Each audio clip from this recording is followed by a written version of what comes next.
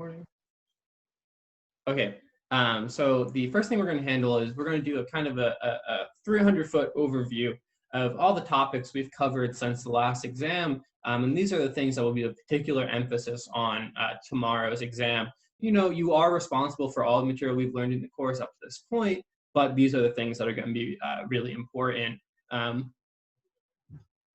So let's think about what we learned in order from the last exam. The first thing we really talked about this semester was transmission metal mediated coupling reactions. I would familiarize yourself with these reactions, especially at their synthetic uses, and recall, for example, the Hecht reaction, the Suzuki reaction,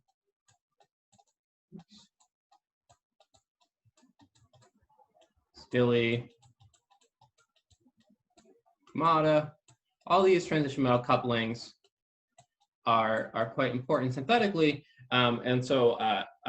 please do your best diligence to go back and make sure your notes are up to date on those. Since you will have access to all of your notes for the exam, I think an important thing to do with this last minute is to go through your notes and make sure that everything looks really good. Of course, the lecture videos from Felix are online, so you still have time to go back and update your notes or make sure things are a little more clear.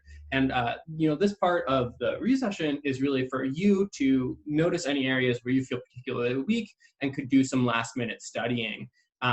We can go through any of the stuff in detail. If you have any questions, we'll do that in the Q&A portion. Right now, I'm just trying to delineate the things we learned in kind of the order we learned them. And so we had the transition metal coupling reactions. And then we also had, after that, we moved on to pericyclic reactions. And I think that really was the meat of what we've learned since the last exam. These pericyclic reactions are very important to building complex molecules. And so we learned, of course, the famed Diels-Alder reaction. And we really dug deep on the Diels-Alder reaction. So we learned all the stereochemical outcomes, the polarity matching. You should be very familiar with these things. And if you're given two molecules, not only should you be able to recognize a Diels-Alder, but you should be able to determine the appropriate stereochemistry of its outcome. That's true as well for electrocyclizations. We spent a lot of time discussing and practicing them. So they will certainly make their way onto the exam. And then we, and maybe to a little lesser extent, we have sigmatropic rearrangements. And we also have group transfer reactions. So make sure you feel relatively good with all of those. Kind of in between this and the next section, we learned a lot of reactions for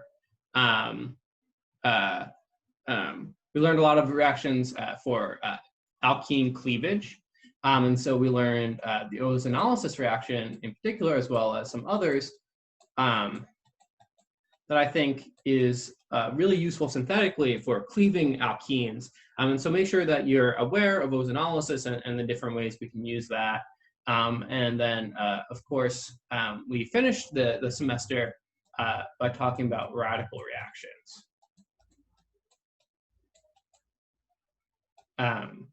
And so be aware of the ways we can use radical reactions for radical additions to alkenes.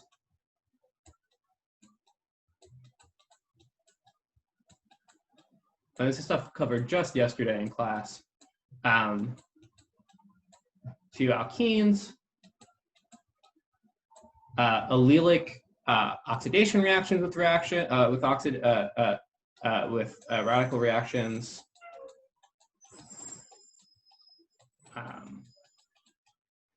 dehalogenations, and we'll cover all of these in the practice problems I have to follow.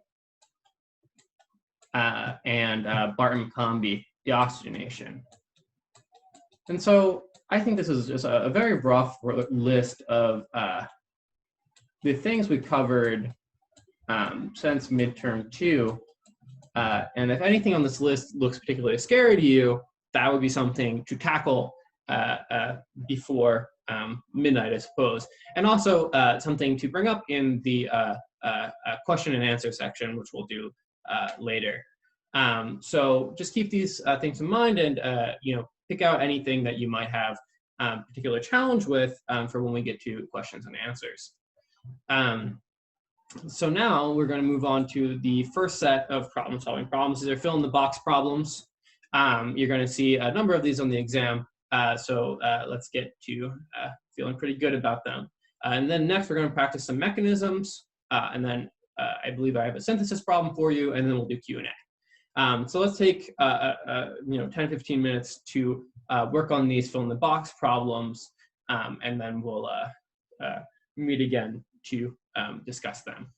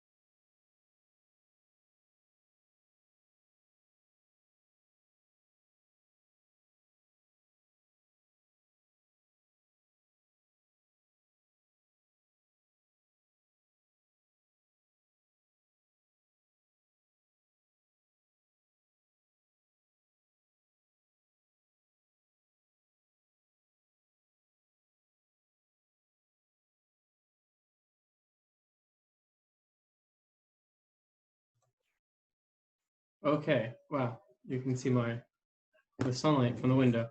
Makes me kind of look special. I hope you've had trouble or have had time to look at all three of these.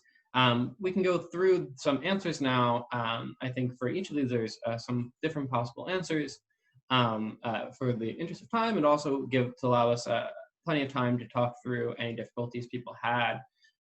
Does anyone have a suggested answer for the first one? Use MBS first. Yeah, I like that. So just today, we learned that if you react alkenes with allelic positions with MBS and light, or MBS and heat, you will get allelic bromination as the main product here. And I like that. I think it's a good recognition. In this product, we see we have functionalization of the allelic position relative to the alkene.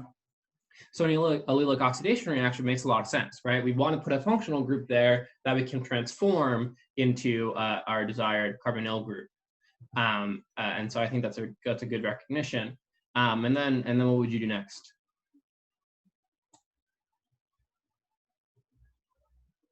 Possibly use a Grignard reaction or Grignard reagent. Yeah. So I would turn this into a Grignard.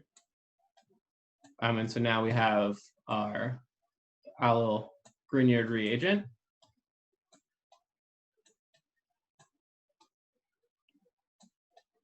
And then from here, I think multiple things are possible. You can react it with an aldehyde, or so if you react it with an aldehyde, you get to a product that looks like, move it down a little bit. So if you react it with an aldehyde, you get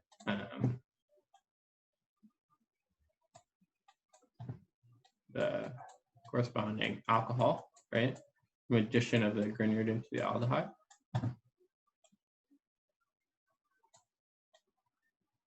And then how could we get from here to the desired product? Reduction. Other way around, oxidation. Oh, yeah, oxidation, sorry. Yeah. And so we have quite a few ways to do this. So I like the Swern oxidation, which would be oxalochloride, COCl2.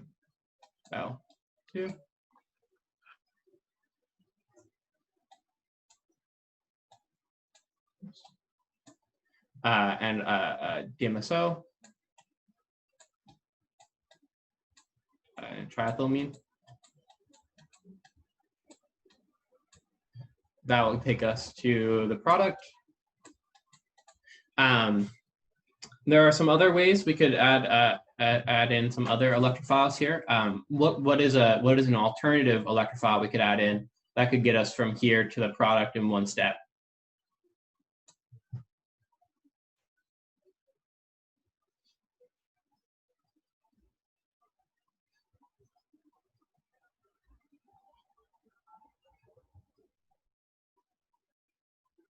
So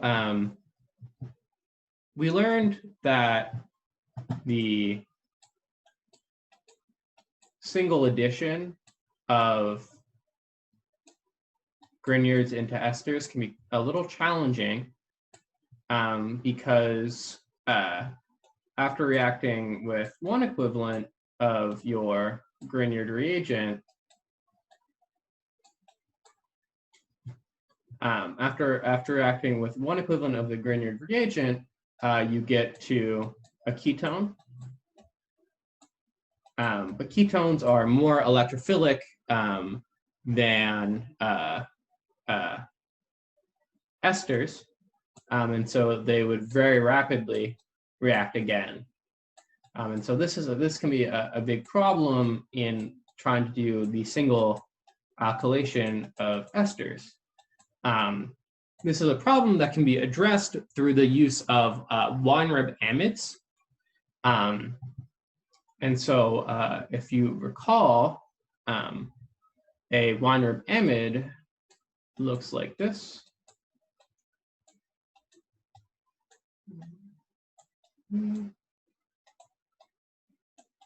Apologies for the poor bond angles.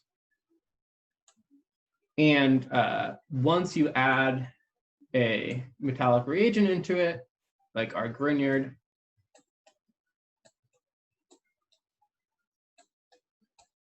these form very stable tetrahedral intermediates.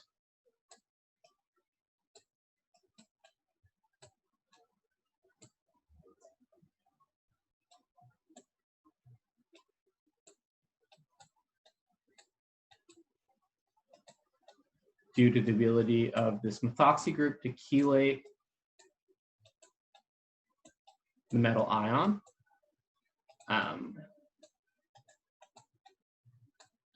And so these don't collapse until workup. And so upon treatment with acid water on workup, Weinreb amides can deliver the desired single alkylation product. And so I think an alternative answer here that's one step shorter is to use the Weinreb amide.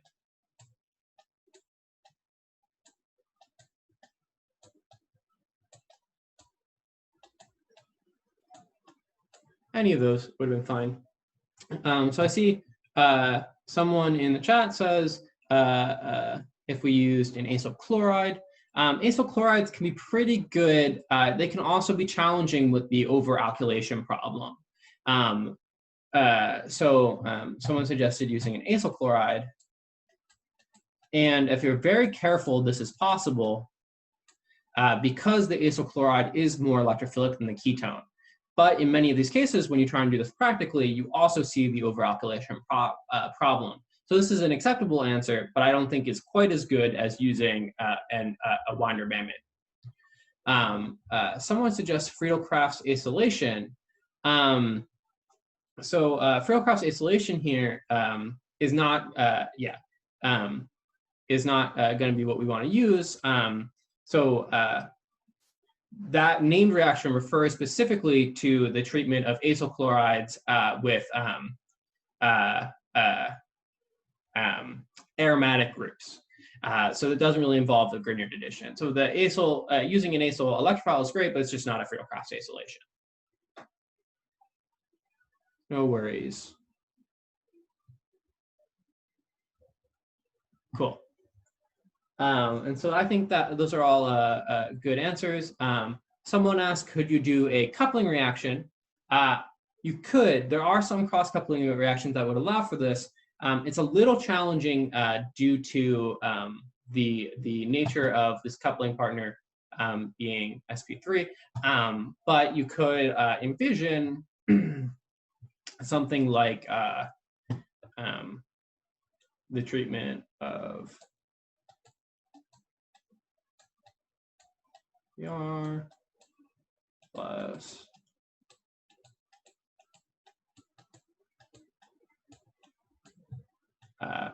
in the presence of a palladium 0 catalyst. This is like a Kamada coupling. Yeah, sorry, I'll write it. Weinreb amide. This is a version of Kamada coupling. Sorry, 3, 4. So palladium would do an oxidative addition into this carbon-chlorine bond, and then transmetallate to the Grignard and reductively eliminate. I think that's also an acceptable answer. All of those really good ideas. Cool. Any questions on this problem? Great. So I'm going to erase.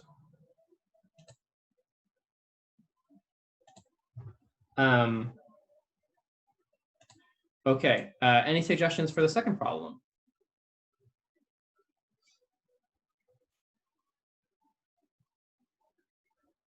I didn't get the first step, but I was saying for the second step, we could probably use HNO3 with sulfuric acid to attach to the nitro group? Yeah. So that's a good suggestion.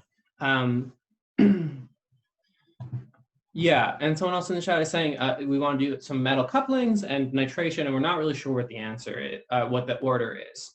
And so I'll refer you, and let's think about this using some of the same logic we thought of with allylic or with electrophilic aromatic substitution chemistry. And so the way I'll do this is I'll take a look at the product, and I'll note which groups in the product have an orthopara directing relationship. And so I note that this phenyl group here is an orthopara director. So that means it's going to want to substitute here and here. The nitro group, if we recall, is an electron withdrawing group and a meta director. So it directs here.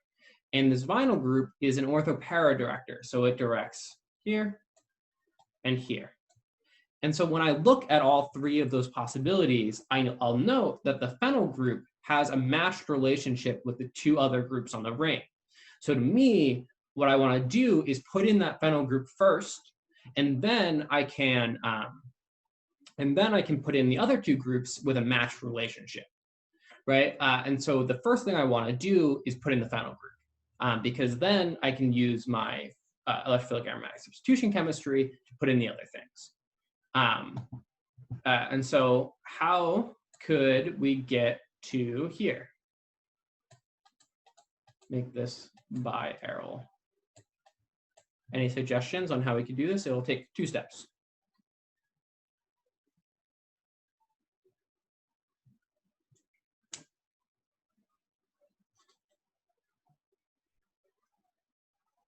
Yep. So in the chat said bromination first.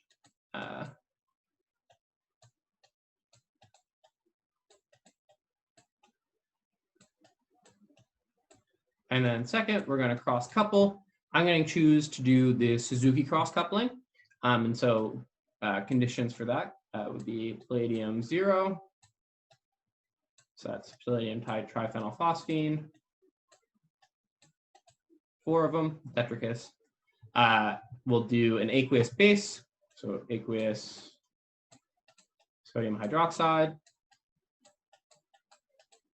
And we'll also use as our coupling partner phenylboronic acid.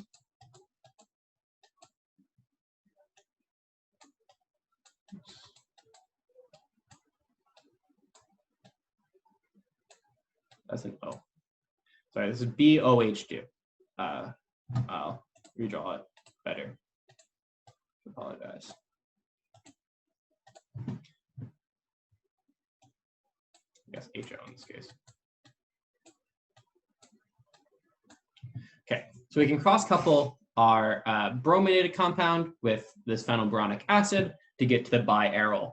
And then what we want to do is install something in the para position that we can use to put in the vinyl group, and then we can put in the nitro group. And so what we can do next, or does anyone have a suggestion for what we can do next? If what we want to do is put in the vinyl group. And then someone in the chat asked me, when do we have to make a reagent and when can we just state it? You know, for complex things, you will have to make the reagent. We'll give you explicit instructions on the exam as to what you can start from. But for example, this phenylboronic acid, and we can actually talk about how we would make it. We can also make it from benzene. So perhaps after we answer this part, we'll talk about how to make the phenylboronic acid.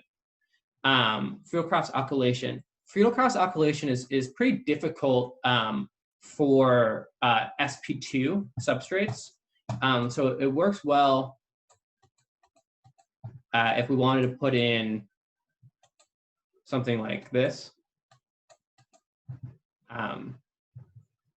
Where it's an sp3 center.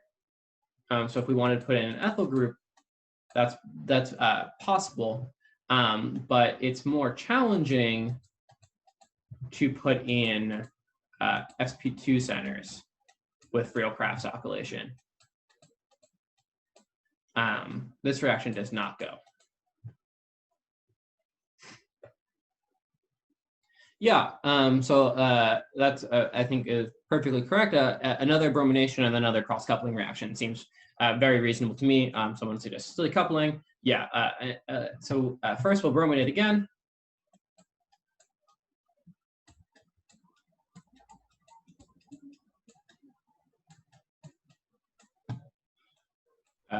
And then we'll do a cross-coupling reaction. There's a couple here that we could do. Stili, Kumada are all fine. So we'll say palladium 0.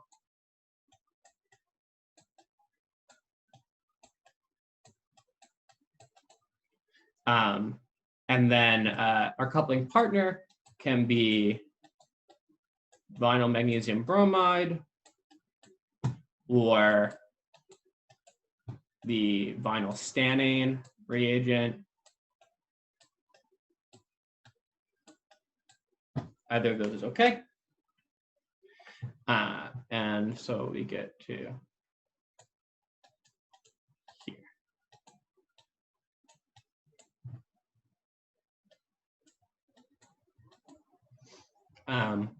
And then, like we said before, a nitration with nitric acid. And this is pretty electron rich, so maybe you don't need it, but we'll say sulfuric acid anyway. Can take us to the product. I think in this case, the phenyl group is a better director than the vinyl group by virtue of it being more electron rich. So it will direct to its ortho position. But if you saw some selectivity problems there, you could brominate, then nitrate, then cross-couple to finish. That order is also acceptable. But I think this would work just fine. Any questions with this one? So this really highlights cross-coupling reactions. And you should be very aware of cross-coupling reactions when doing synthesis problems on exams, especially when you see aromatic rings and carbon-carbon bonds. They tend to be the best way to form them. Could we potentially shorten this by, instead of doing 2 cross couplings, we could, well, actually, I don't know. I was thinking that we could possibly attach, was it the phenol, then do, was it the nitration followed by adding in the vinyl group, but I'm not too sure of a proper way for that. Yeah, I think the this order is probably the. I mean, there may be a shorter one, but I would imagine it's difficult to put in the vinyl group and the phenyl group in any way other than cross coupling. So it's going to require it's going to require brominating twice. You could argue maybe if you're particularly cheeky, what you could do is brominate twice in the first step to get to a compound like this. And then maybe you could selectively cross-couple one of the two sides. But I think that is less likely to work than the stepwise sequence.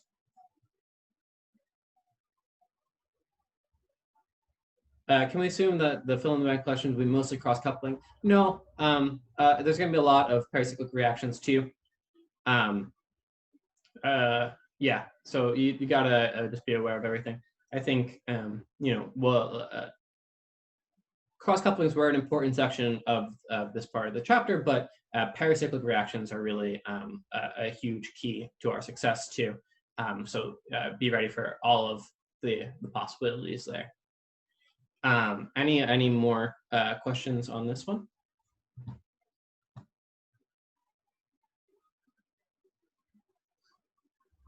Okay. Then I will erase and take a suggestion for the next problem. What do people think about this next one?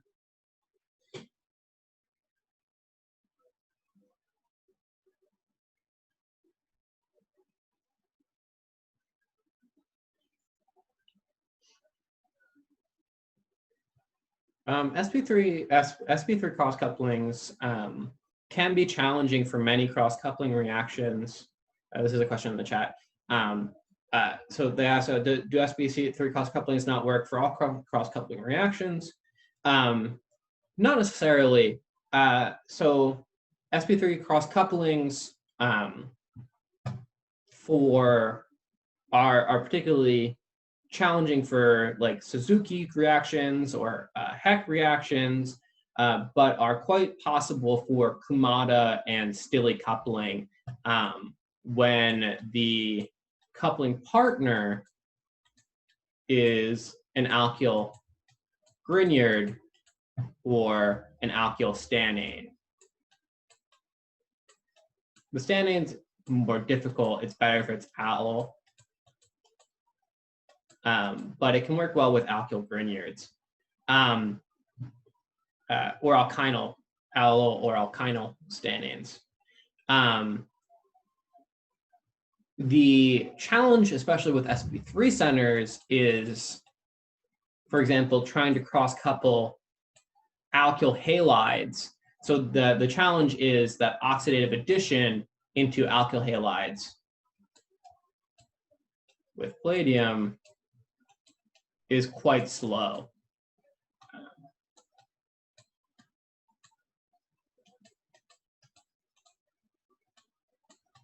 So that's the challenge. But if your coupling partner is an alkyl Grignard or an allyl stannane, it's much easier. And so someone also had a question about question 1, which is why couldn't we attach the oxygen molecule via coupling? Someone did suggest cross coupling actually, and I think that that's valid. So there are you could do cross coupling there.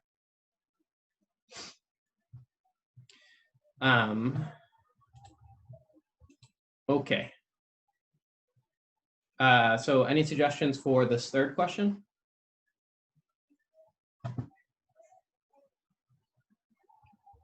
Yeah.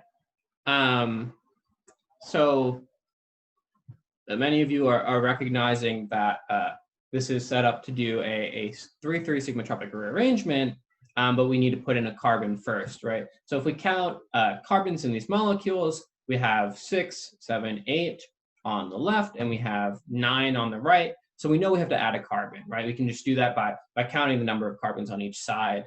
And we'll also notice that the kind of alkene with a spacer here of saturation, followed by another alkene, is a typical signifier of a sigmatropic rearrangement, especially when we're noticing that we shifted an allyl group. And so all of these things should have keyed you in to the fact that we could do a sigmatropic rearrangement here. And so the first thing you want to do is react this in an olefination reaction. I think the Wittig olefination is perfectly good for this. And so we can react this with this phosphonium ylide or the corresponding pronated thing in a base. And then that will give us the olefination product, the alkene.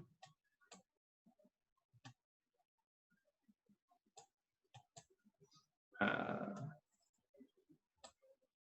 erase that.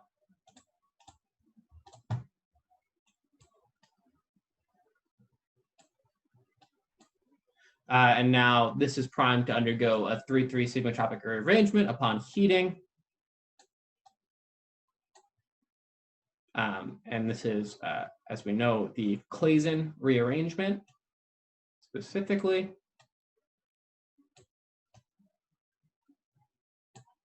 That gets us to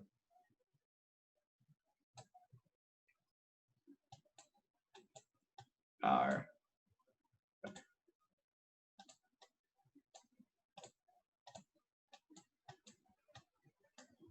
desired product. Or just flip it. And so this is just, I think this problem is more straightforward once you recognize the sigmatropic rearrangement. The trick is just to be able to see it. Like I said, a key acknowledgement there is not only did you see a shift in what is an allo group, we know we can do that with sigmatropic rearrangements, but also when you see this kind of system where you have unsaturation, saturation, saturation, unsaturation, you should think, oh, that could be ready to do a sigmatropic rearrangement. Any questions here?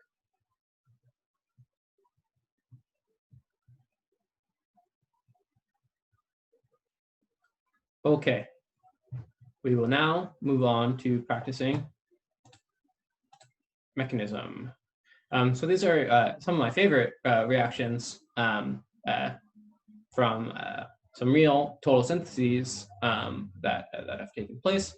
One by the Maimoni group in our very own department, and another one that came from the Sarpong group, my very own group. And so we'll talk about these mechanisms in 10, 15 minutes. I think, you look at these and you see how they build up really cool amounts of molecular complexity pretty quick. And so I think they're pretty cool.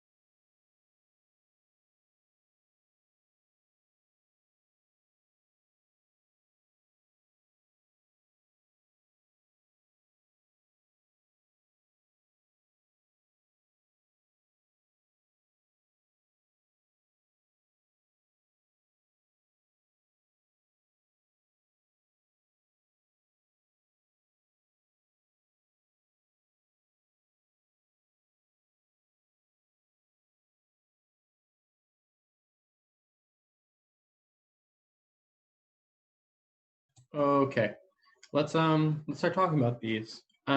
So first, I guess when you are looking at a mechanism problem, the first thing you want to do always is to look at the conditions and see if that can give you a clue as to what kind of reaction this is. Um, you know, I guess, for example, when you see these conditions, and these aren't quite what they use in the paper, but they are similar, AIPN and tributyltin hydride, this should, to you, tell you what type of reaction. Can someone answer what kind of reaction we do with these conditions? Cyclization reactions, but importantly, in the absence of the ability to cyclize. Radicalization? Yeah, so radical cyclizations, yes, but I think more broadly, we'll say these are dehalogenation reactions, or these conditions are very useful for dehalogenation reactions. So in practice, not only can you use these for cyclization, but with AIBN and tributyltin hydride, these are kind of the classic conditions for radical dehalogenation. And so it goes through a radical intermediate, which can be trapped in cyclization events, but ultimately gets reduced to the alkane. And so that, I think, should key you in on this mechanism. The first step is going to be dehalogenation, where we're going to take a carbon halide bond and use it to make a carbon-centered radical. And that will do the cyclization event. And so once I'm thinking to myself, okay, it's a radical cyclization that is going to start from dehalogenation. I look for my halides. I see this carbon here has my halides on it.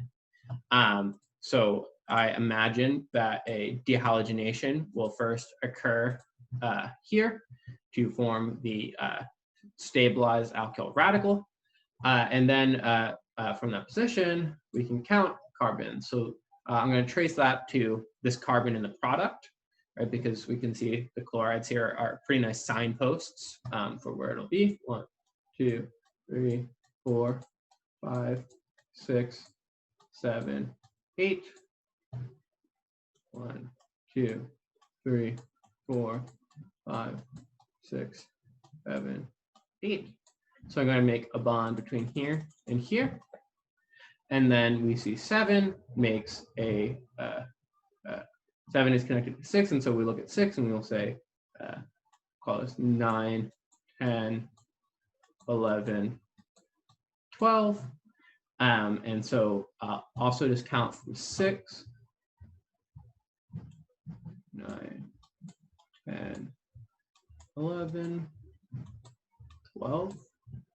And so I'm also going to be thinking about forming a bond between carbon 7 and carbon 11.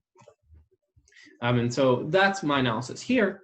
And once I've found where the connectivity is, I'm going to start with the mechanism. And so, like I said before, these conditions are classic for the radical dehalogenation reaction. And so we'll go through how that works. We have AIBN, which is isobutyryl isonitrile.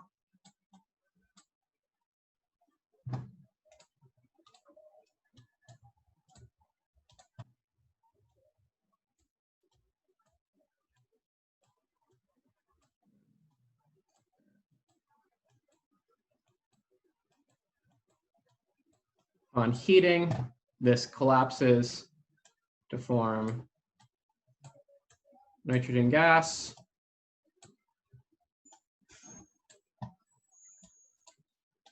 And this stabilized free radical. Now that we've formed this in the initiation,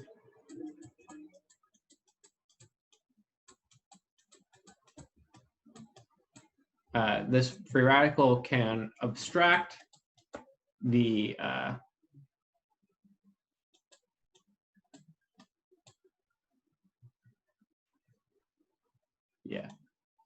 talk about that in 1 sec. the radical can now abstract this weak tin hydrogen bond. Tin hydrogen bond is around 55 kilocalories per mole. It's very weak, and so it's quite easy to do this CH abstraction or tin H abstraction to generate the tin radical.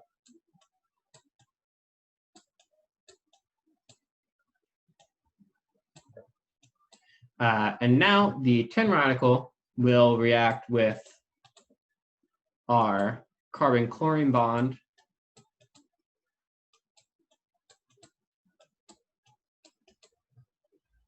in our product or in our starting material to form the alpha keto radical.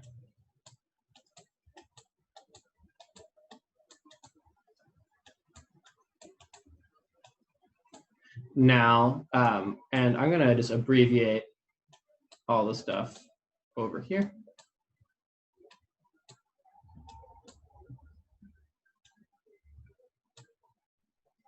So like we said, the first thing we wanted to do was to form a bond between C1, which is C1, and C8.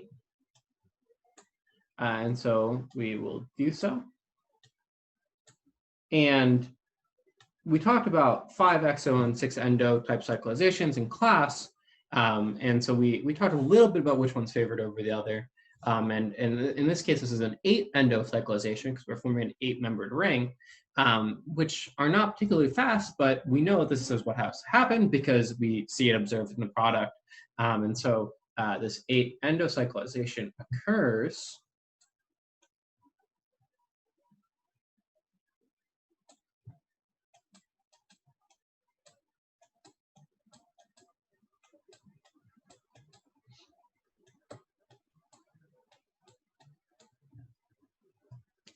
to give us carbon 7, so 8, 7, this free radical here. And if we recall what is attached to carbon 6, methyl group, but also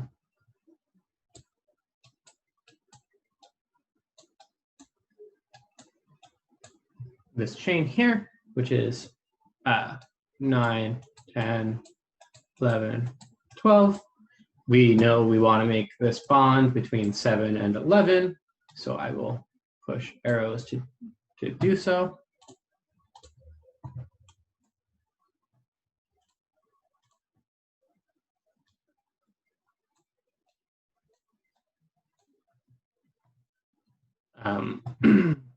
And then the product of the cyclization is a radical at this position, which can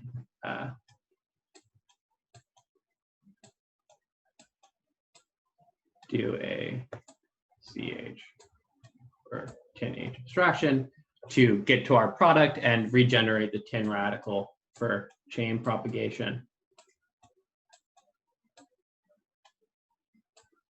And so this is a 5-exo type cyclization. Makes a 5-membered ring here. I got one question on why do we see this observed stereochemistry. This is actually a function of cyclization kinetics. When forming 5-membered rings in radical cyclizations, the syn stereochemistry is preferred, just due to the geometries of these things as they form. So that's why you see this syn geometry here. The geometry of this stereocenter, they actually very elegantly show that they can control through the use of a chiral H atom source, which I have not shown here. But there's some really cool work in this paper from the Maimoni lab in our department. Any questions on this radical cyclization reaction? Which cyclization is stereodetermining? Well, the first one doesn't set a stereocenter. We'll note that you cyclize in this 8-member ring, you cyclize to form a carbon-carbon bond with that does not form a stereocenter. So the second step here, the 7-11, sets the C7, C11 stereocenters.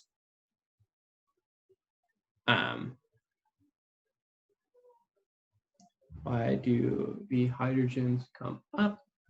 The methyl group on the other side is facing down, so I think the alkene. Wow, that's a really good question. I think, well, so this is just an aspect of the substrate control. We could answer that question if we built a model of the molecule to see how it sits. My guess is that quite a little bit the opposite of what you're thinking is that the gearing of this, especially with that methyl group, puts the alkene slightly below the 8-membered ring, which is why you see sin from the top face. But it's kind of hard to see that in a flat drawing. But we don't need to rationalize stereochemistry here, but that's a great question.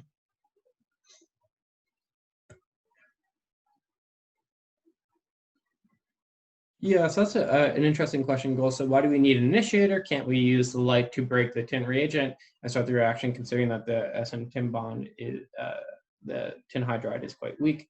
I wonder, you don't normally see light as initiation for tin hydrides. And I wonder if it's because they're not quite as weak as halide-halide bonds.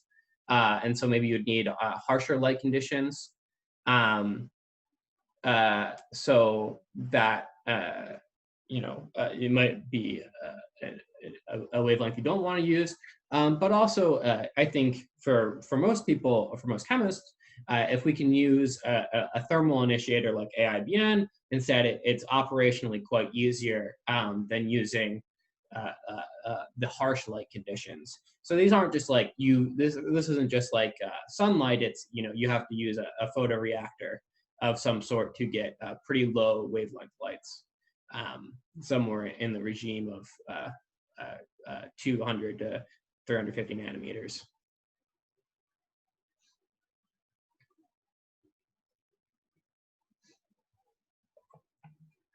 Okay.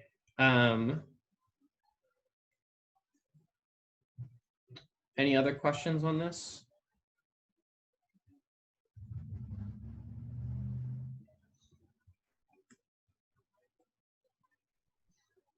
Okay. So we can start working on this bottom one first. Okay. So given these reaction conditions, what do we think is happening in this problem?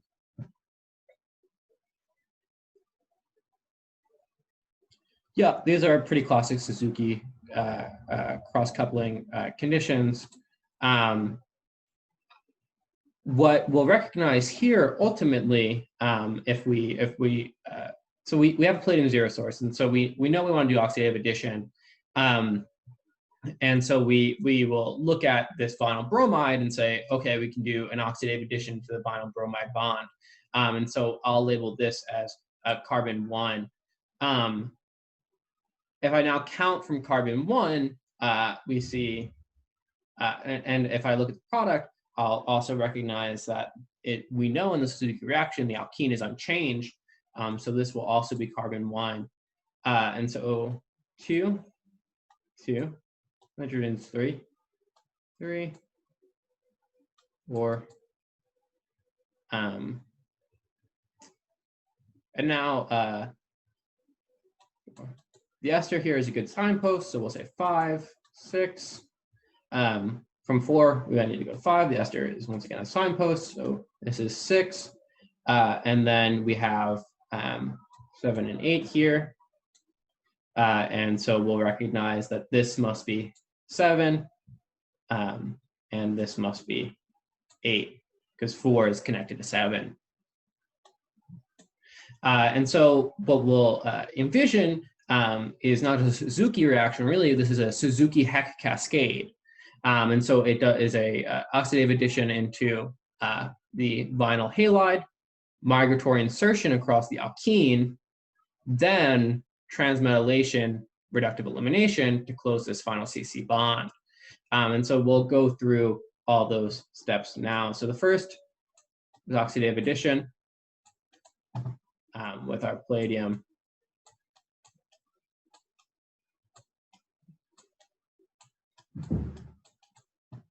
source here. That is going to give us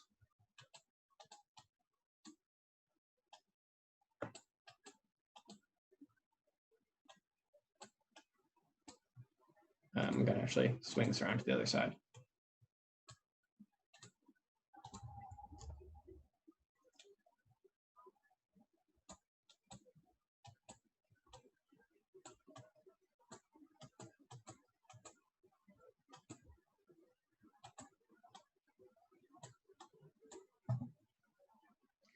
Okay, so we get oxidative addition.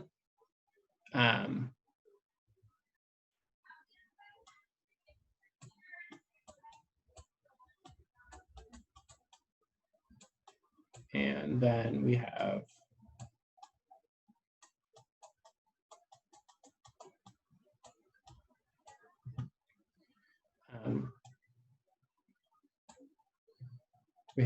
our alkene of interest.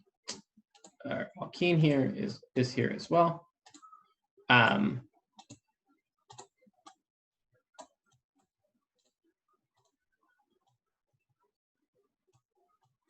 now we can envision palladium coordinating to the alkene and doing a migratory insertion reaction. And we remember with migratory insertions, essentially you want to envision the formation of this bond between these two carbons and essentially put the carbon that palladium was attached to, connected to a carbon of the alkene, and attach palladium to the other carbon.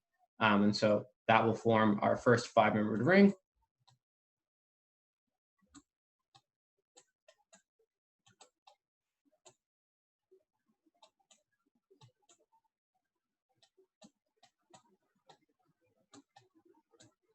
Have still palladium 2.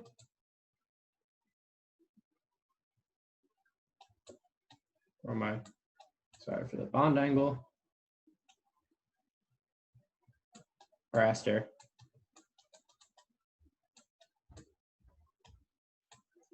And this boronic acid. And then what happens next we'll just number the carbons here. Palladium's on carbon 8, the boronic acid is on carbon 6. We know we need to make a bond between 6 and 8. So the next step to occur is transmetallation. That means we'll lose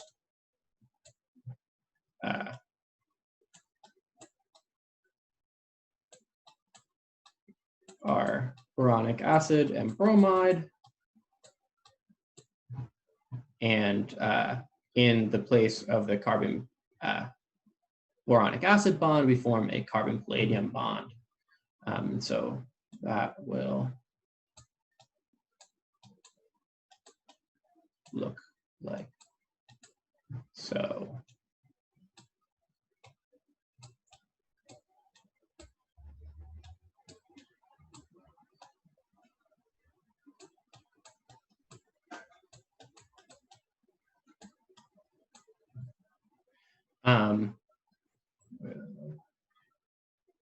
Yeah, with all the stereochemistry in place. And now just a reductive elimination will form this carbon-carbon bond and give us our product. Yeah, someone asked if I can go over migratory insertion again. Absolutely.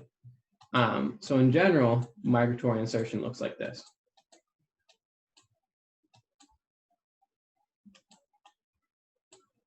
You have an R group on your palladium species. You have an R group and an X group on palladium. You have an alkene that is coordinated to palladium.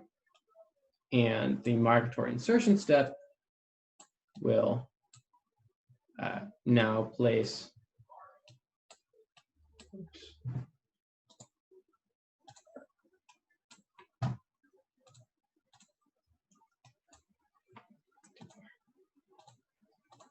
the R group on the alkene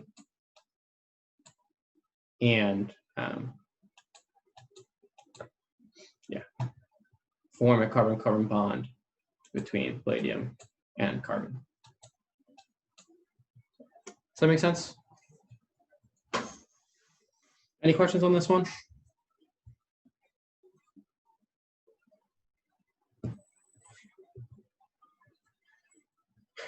We don't, I'm not looking for any arrow pushing in metal catalyzed reactions.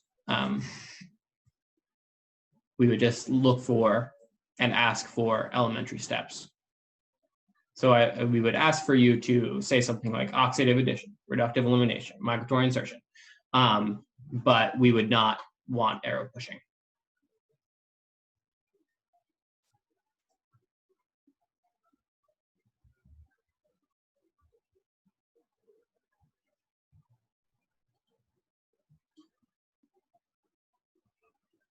Okay. What is the first step called? Is oxidative addition. Oxidative addition. Second step is migratory insertion.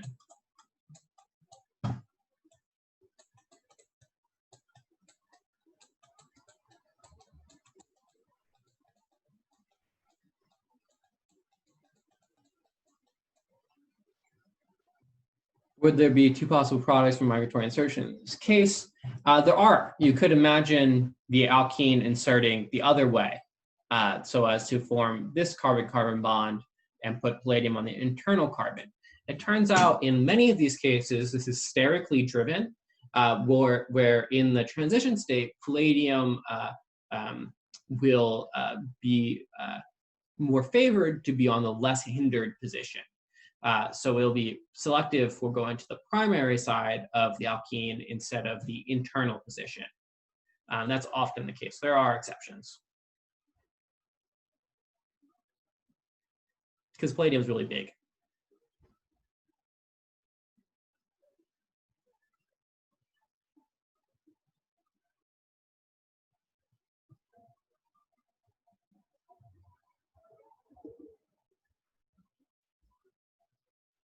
Okay, there's no more questions on, could you go over the second 5-membered ring formation, the last step? Yeah, so the last step is a reductive elimination. The elementary step here, reductive elimination, palladium has two R groups on it, in this case, this group and this group. Reductive elimination occurs to give you palladium 0 and to form a bond between the two R groups. Now this is reductive elimination.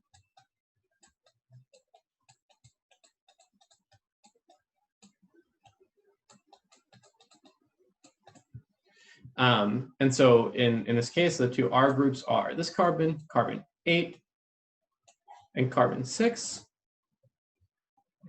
And so they reductively eliminate to form together.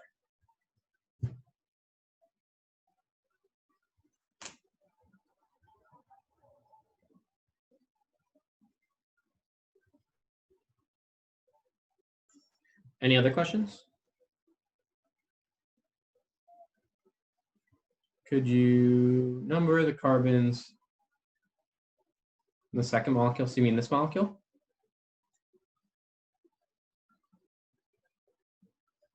Yeah. So this is 1, 2, 3, 4, 5. Oops.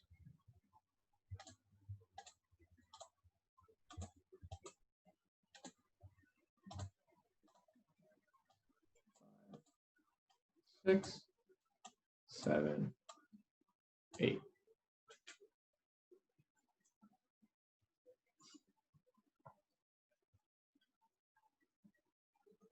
Got a little messy down here, yeah.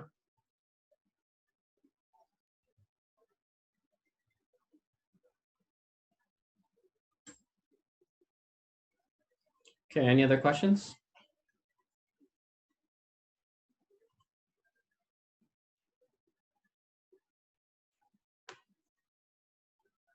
Okay, I think actually what we have next is 2 quick paracyclic reaction practices. I'm going to go through thought processes of these. I don't think we're going to go to another break because we want to leave time for the Q&A. And we can go a little bit after 9 for the Q&A. That's no problem if there's questions. So let's just dig right into these problems.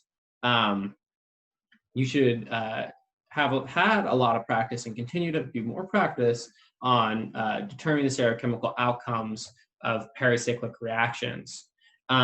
So this first one here is the 4-pi electrocyclization of butadiene, of a butadiene.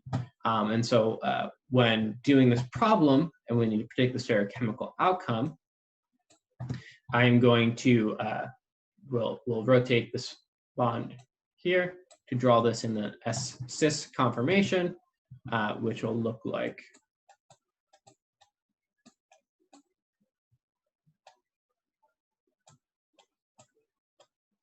this. I just flip that one bond around. And now we note that we're under photochemical conditions. And so we can do this in a couple ways. We can consult our handy dandy chart on on electrocyclizations. And so if we remember for 4n and 4n plus 2 systems, the photocyclization can either be can either occur under thermal or photochemical conditions.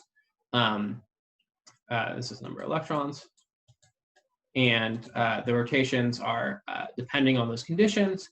And so for 4n systems, we know that they are con-rotatory under thermal conditions and dis-rotatory under photochemical. And we know it's the opposite for 4n plus 2 systems. And so we would know that this is going to be a dis-rotatory cyclization. If you didn't want to consult your chart, we can also do this by looking at the molecular orbital picture. And so for butadiene system, we have 4 molecular orbitals of the pi system.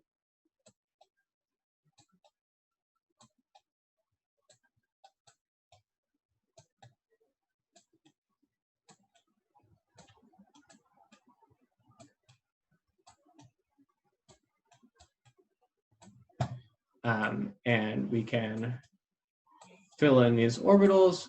As we increase in energy levels, we increase the number of nodes. So at psi 1, there's 0 nodes. At psi 2, there is 1 node. So that's going to be right in the middle.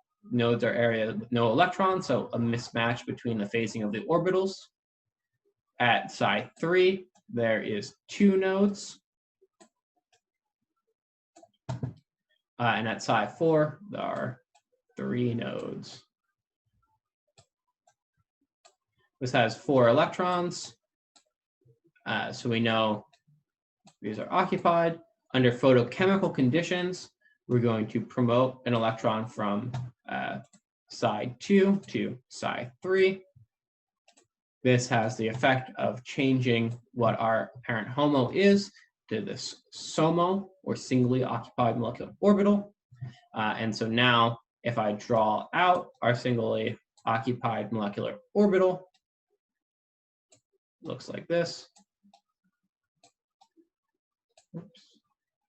And we see now that it has phasing like this, a methyl group going in, a methyl group going out, and we want to overlap this orbital and this orbital, or this orbital and this orbital. In order to do that, we can rotate this one down, this one also, or this one clockwise, this one counterclockwise, and that could give the appropriate overlap. We could also flip counterclockwise and clockwise, either is fine. So you see, as we rotate in these directions, we form a bond between these two black or shaded nodes to make a sigma bond. Some pi bonds in the back that we're not going to be worried about anymore. The sigma bond looks like so. And we say if we rotate clockwise, this methyl group will come up. And if we will rotate anti-clockwise, this methyl group will rotate down. And so our geometry here should be anti. And this molecule is not chiral because of the symmetry, but it has the anti-stereochemistry. Any questions on how I did any of that?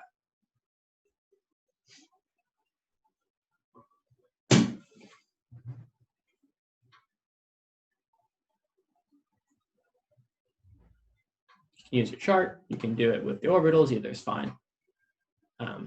Cool. And now we'll do a Diels-Alder practice problem. Diels-Alder reaction we should be pretty comfortable with now. We've done a lot of practice.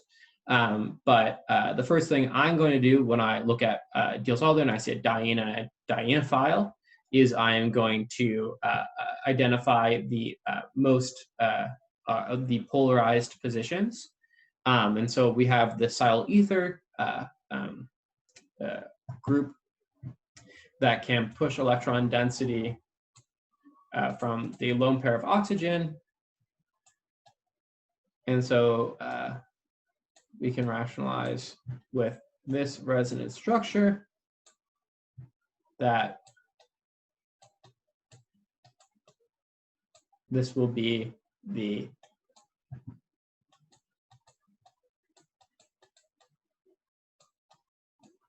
negative end, the delta negative end of the diene.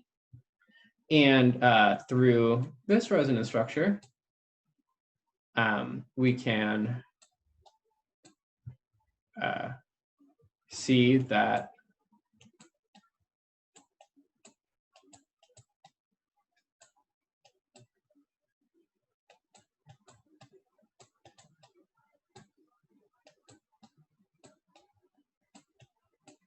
this is delta positive of the dienophile. And so in all these reactions, we're going to match delta negative to melt delta positive, the other two to each other, and those are going to be the bonds we're going to be forming.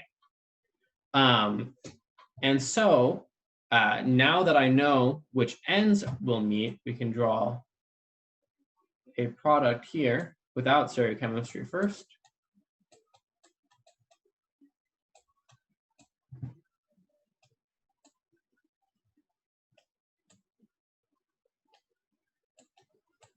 We have a 2-carbon bridge.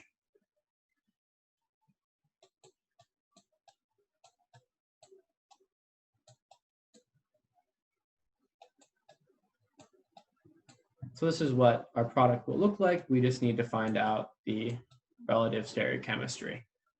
And so to decide the relative stereochemistry, we will draw a transition state picture.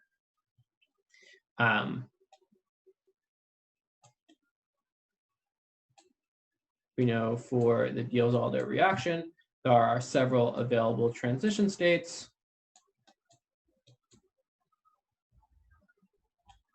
No, you won't always have bridges in these types of reactions. Oftentimes, if your diene is cyclic, you'll have a bridge. If your diene's acyclic, you won't have a bridge.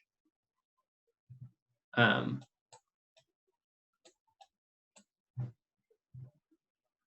have 2 possible transition states. The exo transition state, where these 2 groups are pointed out of the transition state, exo, so the groups are out. And over here, I'll draw the endo transition state.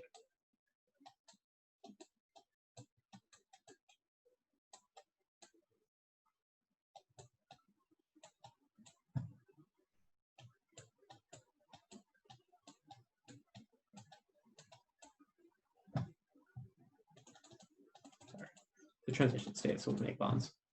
And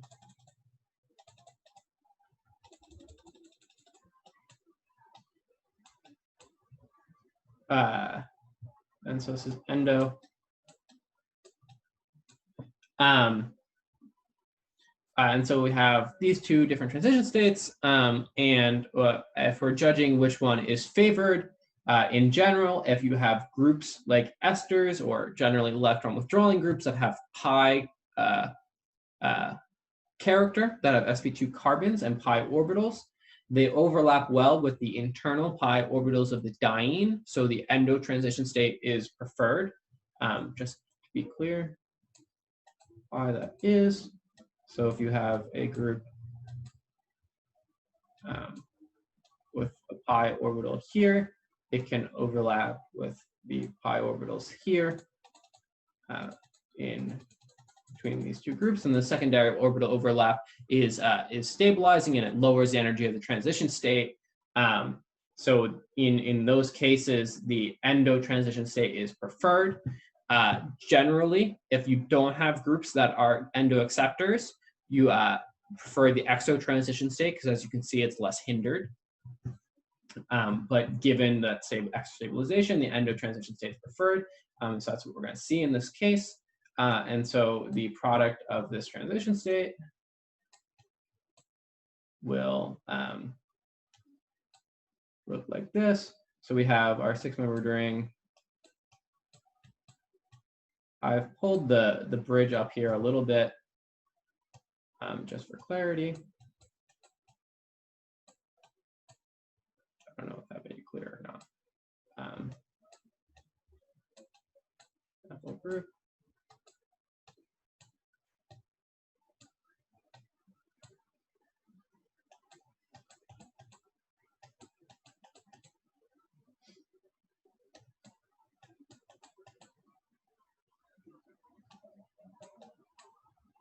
And I'm going to abbreviate the ester in the back here as E.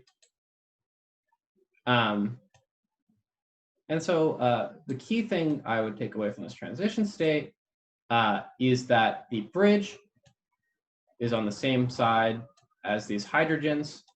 The hydrogens are the same side as each other. Methyl group and ester are on the same side as each other. And so I'll note in this case, if I decide that the bridge here is up,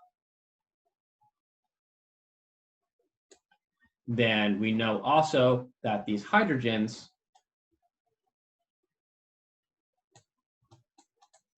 are up. And we've defined all the stereochemistry here. And so if the hydrogens are up, the ester and methyl group are down, the silyl ether and methyl group here are also down.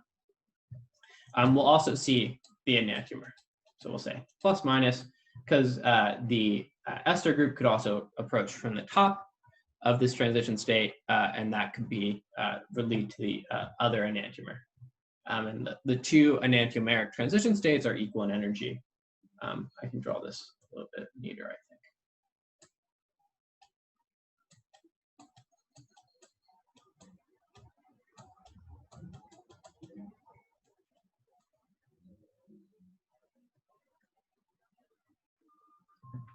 Yeah, sorry.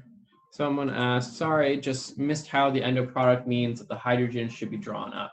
Yeah, let me be a little more clear in my drawing. So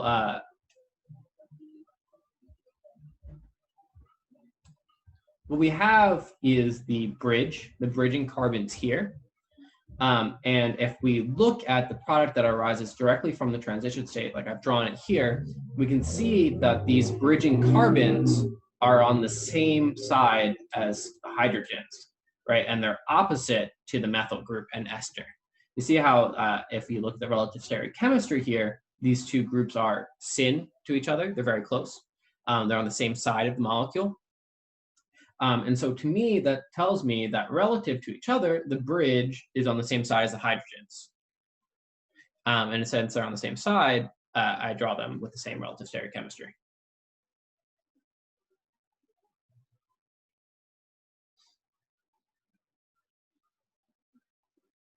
Okay, any questions on this?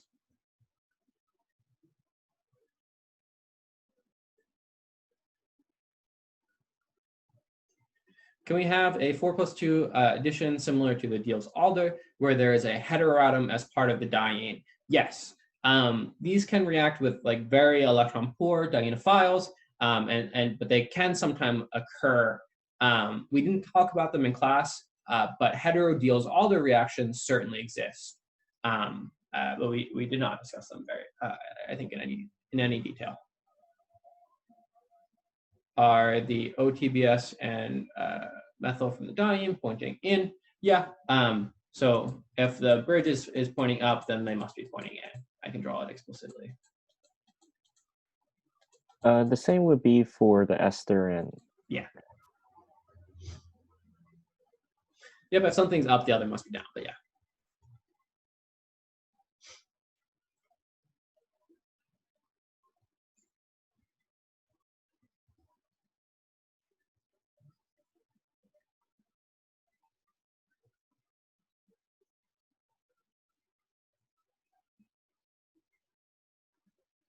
Okay, then we can move on to the broader question and answer section. Anything you have to ask for the next exam. If some of you aren't going to stick around, I'll post this to B courses regardless. But if some of you are not going to stick around, I'll say, thank you for coming tonight to the review session. Good luck on the exam tomorrow. I think you're all going to do excellently. I'll see you all, I guess, next week for the final review session. And so just in general, if you don't come to that, it's been a really fun, crazy semester. I thank you all for bearing with us in the technical difficulties in the switching to online instruction. It's been a really difficult time for everybody, but I hope we've had some fun at these review sessions. And I hope you all are going to take away a lot from organic chemistry too. And I do hope that even though maybe this wasn't the best way to complete your instruction in this class, that I encourage all of you to take the upper, as your chemistry majors, to take the upper level courses for organic chemistry classes. It's like physical organic chemistry, named reactions classes, heterocycles. I think all of these are really will deepen your understanding of organic chemistry, and hopefully you'll come to love it as much as us organic chemists do. And so thank you all for coming. We'll do a big question and answer now.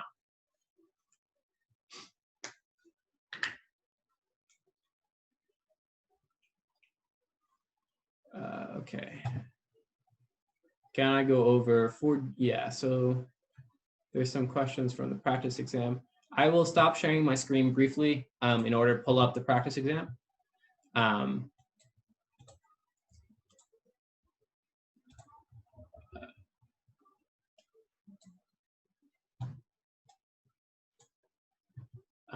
So give me one moment.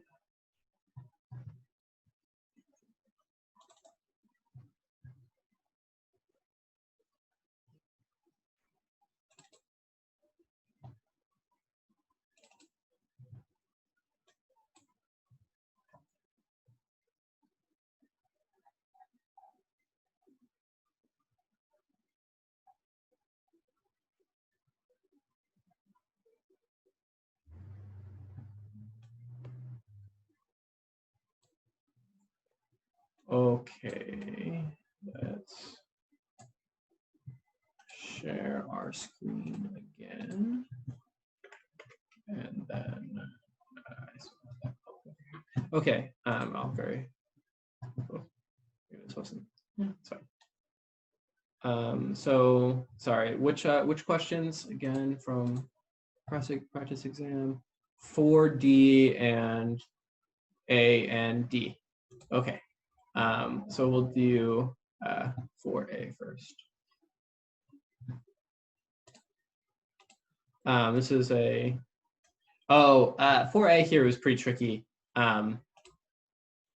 If I recall, we actually accepted more than just this answer, but we can go through it. It is good that this is the exam from last year, and I was one of the lab GSIs last year, so I do remember it.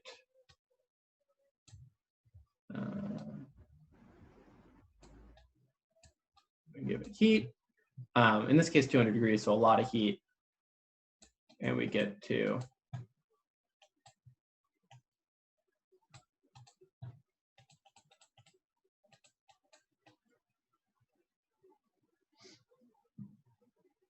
okay. So under heating conditions, under thermal conditions, we know that we do for 4 pi electrocyclic ring openings and closings, we do con rotatory openings. And so if this is our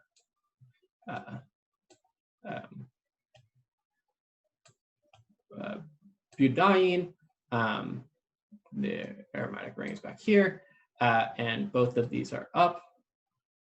We have our methyl group up, and we also have, sorry, I had drawings off the side, but this group is also up.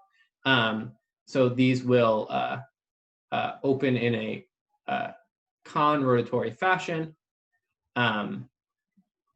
You could imagine this opening in either way. So rotate this way, rotate in, or the opposite, which is this way, and this way. We'll talk about each. And so if this rotates in, then you have a diene that looks like, oops, not like that. Apologies. This opens in, you have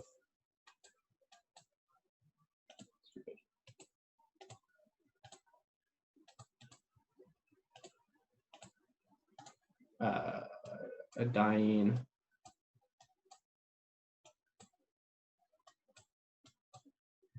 that looks like this. And if it rotates the other direction, you have a diene that looks like, or I guess it's a triene.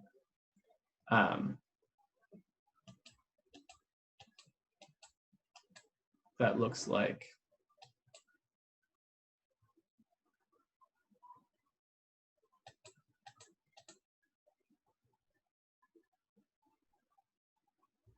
this. So all these processes are reversible.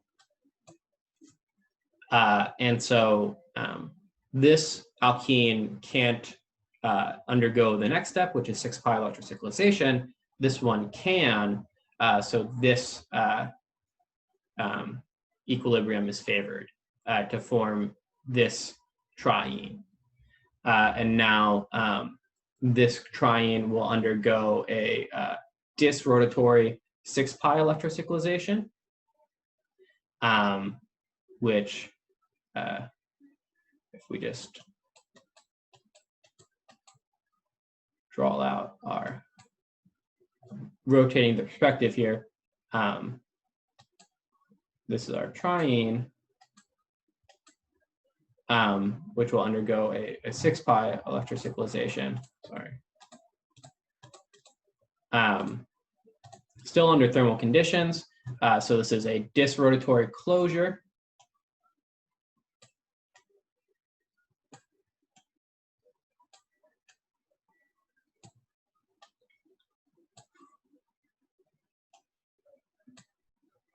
Oh no.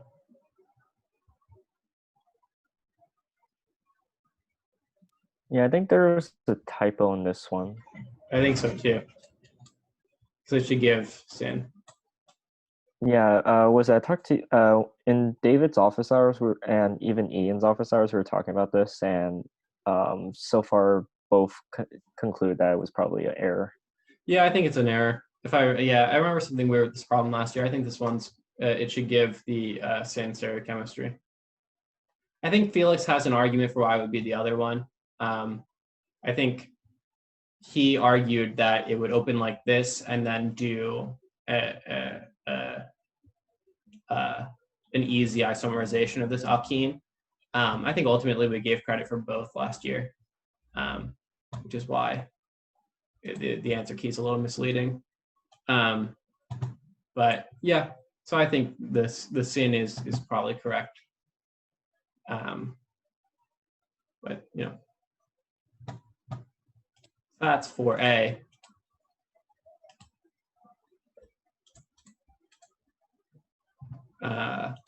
Sorry, that's a little misleading. Maybe I forgot about it when we posted the key. And then someone else asked for 4D.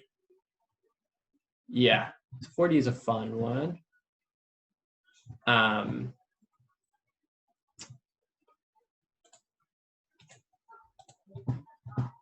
So this can undergo, oh, sorry, I'll draw it.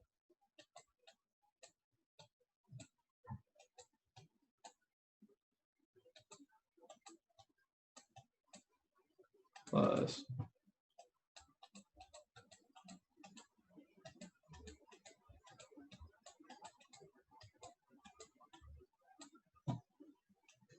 to give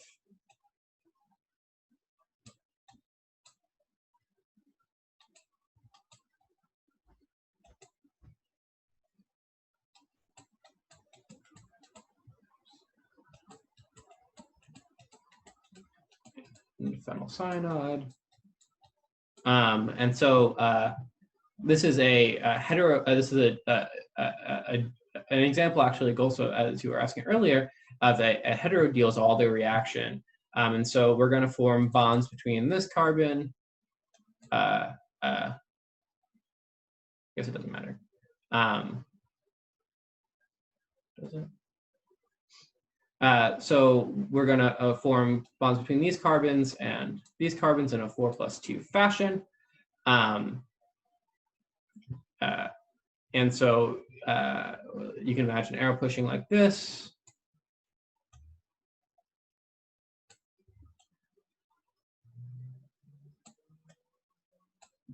To construct something that looks like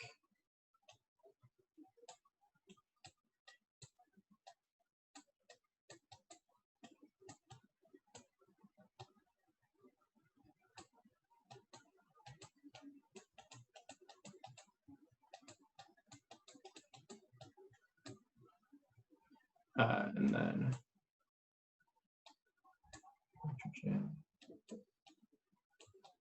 the regiochemistry doesn't actually matter here, so we won't think about it. And then this can undergo a retro-Diels-Alder reaction to eliminate our phenylcyanide. And the arrow pushing for that would look like this to give our products.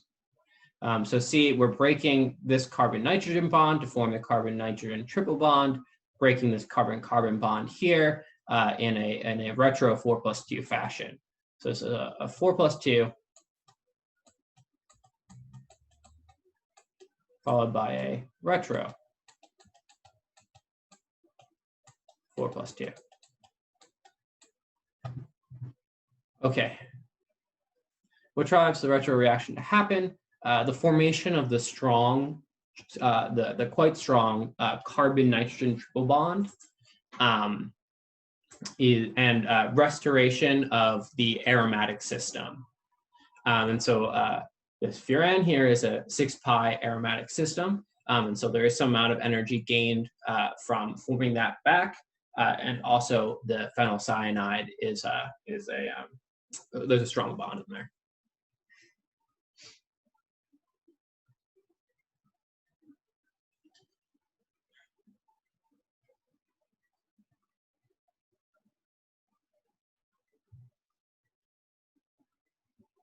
Do you have any drawing tip that?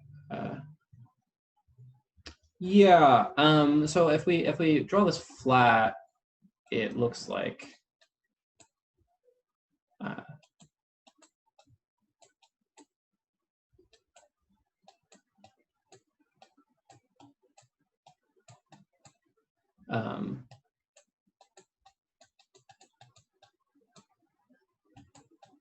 And so when drawing these types of bicycles, one thing I do is I recognize what size like the parent ring system is. And so I look here and I see a 1, 2, 3, 4, 5, 6 membered ring right around the outside. And so the thing I'm focused on when I'm drawing the bicycle is that 6-membered ring. So I draw the bridge up, but we'll not worry about that. First thing I'm doing here is drawing my 1, 2, 3, 4, 5, 6-membered ring. And now when I look at this 6-membered ring, 1, 2, 3, 4, 5, 6, I think about which 2 carbons are connected, and I see that between 3 and 6, I have a bridging atom, in this case oxygen. So I draw it like that, and then I put in nitrogen in the phenyl group. That's how I'm always thinking about these bridging ones. Is you can draw it flat, you can draw it topological, but you know in a 4+2 reaction, you're making a 6-membered ring.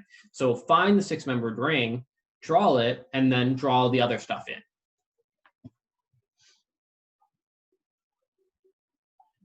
Do we not have to worry about matching the charges of diene and di in a file? Because I could not figure that out. In this case, it doesn't matter. So we don't. Yeah.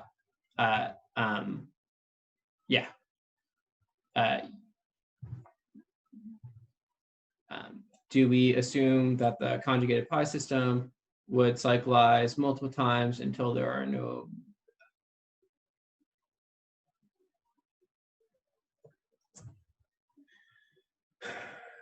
So Erica asks, do we assume that conjugated pi systems would cyclize multiple times until there are no more possible cyclizations? When do we know when to stop / keep going? That's a good question. I would say, given heat, they'll keep going. But remember that all of these processes are reversible. So when you start building in too much ring strain, or when these things get really strained, and especially when you're thinking about, making bridging and cage systems, the reverse reactions might start to predominate. And so I think you keep going until you draw something that looks reasonable.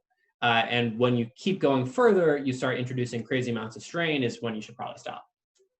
I know that's not like a great answer, but there's not, it's like a hard thing to know for sure.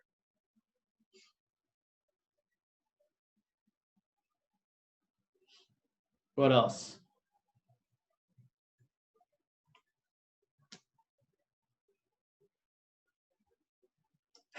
Can I still become a good chemist if I couldn't do the Suzuki mechanism question and the dehalogenation reaction mechanism? Of course. I think you have many, many years before to become a good chemist. It's something that comes with practice and time, and some people get it faster than others, but even the people who get it slower can become even better chemists than the people who get it fast. And I didn't give you a ton of time to look at these practice problems, so I wouldn't put too much strain on yourself for that. I guess my answer is, of course you can. It's all just practice. Yeah, you'll start to see these things eventually.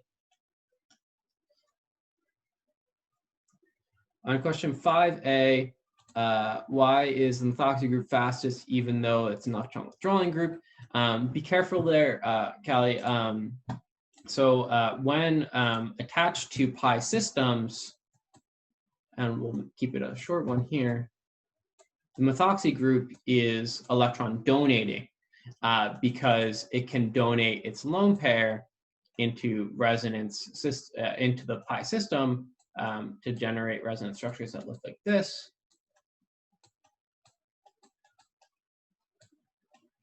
And we'll see that this is the dumping of electrons into that system, right? We're increasing the number of electrons, and so there's electron donating. So when you're looking at groups attached to pi systems, if they have lone pairs that they can donate into the pi system, they're electron donating. If they have groups that can accept electrons, like aldehydes, see how we're accepting electrons from the pi system? Oops.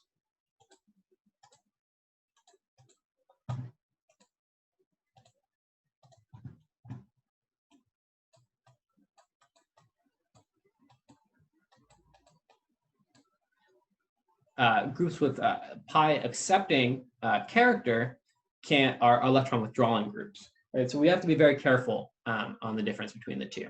But if it can donate electrons through its lone pair, it can be electron donating. So it also asks if we can go over question 3. Yeah. So this is the Nazarov cyclization.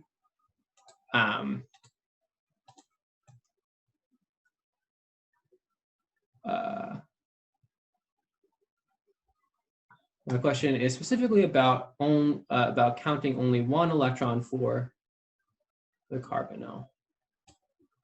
So in fact, for the carbonyl, you're counting no electrons. And so I think the important resonance or so it asks for an MO picture for this reaction,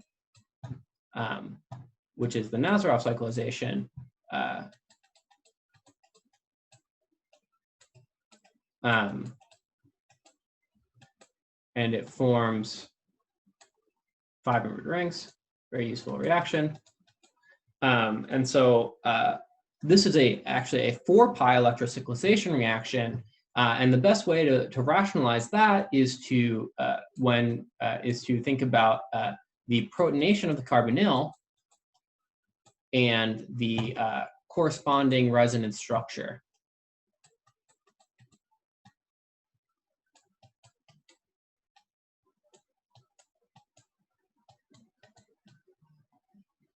Now we see in this resonance structure, what we have is a 5-atom, 4-pi electron system. And so this is a 4-pi electrocyclization reaction, and under thermal conditions is con-rotatory. And so the methyl groups end up being anti because we rotate in this direction. So 4-pi system. What else we got?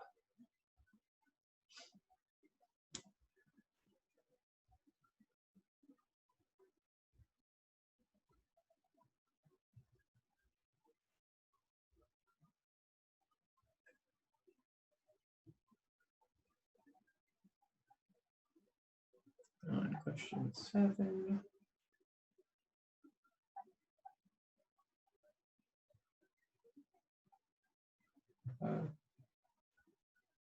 Okay, so we'll handle this in order.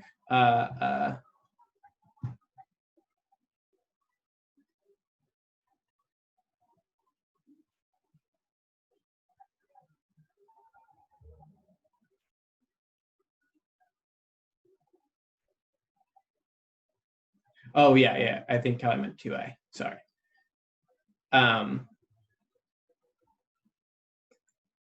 Okay. Do I have any tips on identifying pericyclic reactions? I would, I guess my tips on that is to really understand the 4 categories of pericyclic reactions: the cycloaddition reactions, the electrocyclization reactions, the sigmatropic rearrangement reactions, and the group transfer reactions. Each of them has kind of characteristic ways they look. So for cycloaddition reactions, you're going to be looking for sets of pi systems coming together to form bonds. So you'll see like a diene and a dienophile, or things along those lines, right? So that's what you're going to look for. For electrocyclization reactions, you're going to look for conjugated alkenes. For sigmatropic rearrangement reactions, you're going to look for alkenes that are separated by some amount of saturation. And for group transfer reactions, you're going to look for the same thing, but intramolecular or intermolecular. So I think what you should really do, Callie, when you're trying to identify the different types of pericyclic reactions, is to really know these classifications, because each of the classifications has its own tell.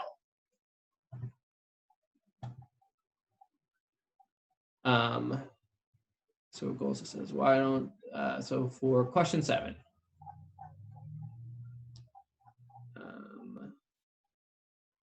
Why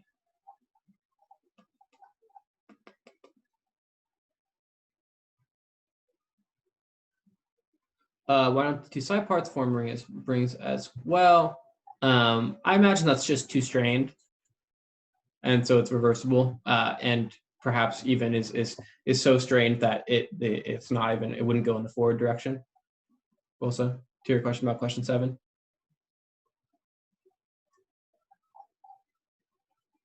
Yeah, that'd be my guess.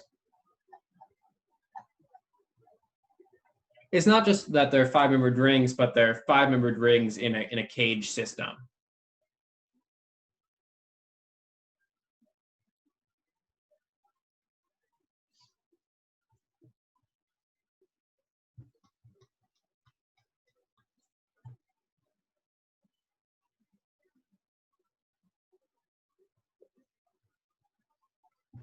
Okay, anything else?